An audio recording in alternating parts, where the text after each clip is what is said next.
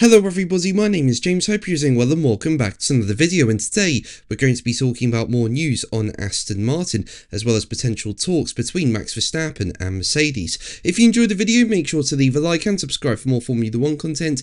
Also make sure to follow me on Instagram and X at James's Pit Lane. I'll leave links in the description.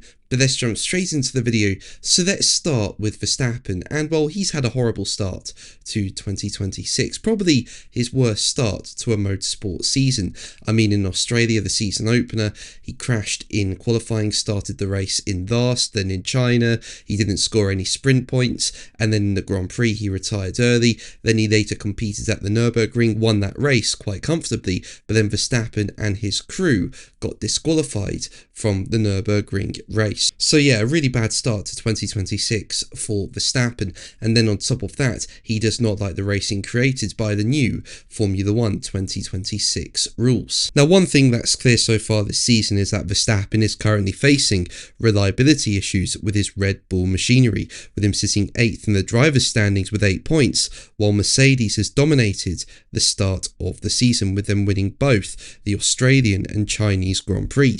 Now, last year rumours were circulating linking Verstappen with Mercedes. However, eventually Verstappen committed to Red Bull. And while Verstappen is under contract with Red Bull until 2028, having seen the performance of the Mercedes so far this season, former F1 driver Jolyon Palmer is confident that conversations will likely take place between the two parties again, with Palmer telling the F1 Nation podcast, as quoted by motorsport.com, the conversation is going to happen because Red Bull, we said this last year, but they will not win the title this year. I was right in the end last year by 2 points. They look like they've got way too much work to do, and Max is not here to finish 8th in qualifying. He's not here to not even fight for a podium. He's going to be looking at a way to get into that Mercedes because they have the best car.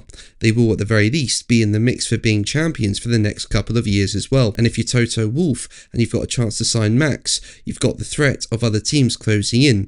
So your built-in advantage at the start of this year is only going to get smaller.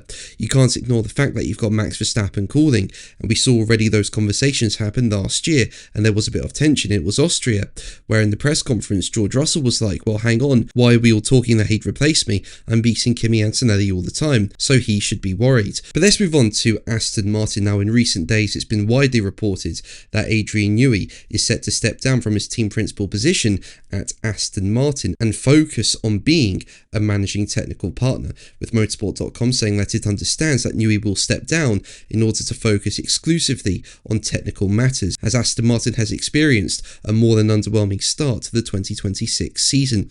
Power unit trouble with new partner Honda means the newly designed AMR26 currently can't complete a whole race. Now, it was also widely reported that Jonathan Wheatley would replace Newey as the team principal at Aston Martin. Now, he was the team principal at Audi, looked to be there for the long term. However, in quite a shock statement recently, it was confirmed that Wheatley would be leaving Audi. And with Wheatley now having left Audi, it leaves the door open for him to join Aston Martin. Interestingly though, Planet F1 reports that multiple senior sources have indicated that the now former Audi team boss did not have a formal offer or a contract signed with Aston Martin at the time of the sudden split. This would suggest that Wheatley had lost control of the situation, having been quietly negotiating with Aston Martin in the background for some time. Now cut from Audi's leadership, that negotiating position has almost certainly weakened. Wheatley may well have a contract or agreement already signed off, which may take some time to come to light,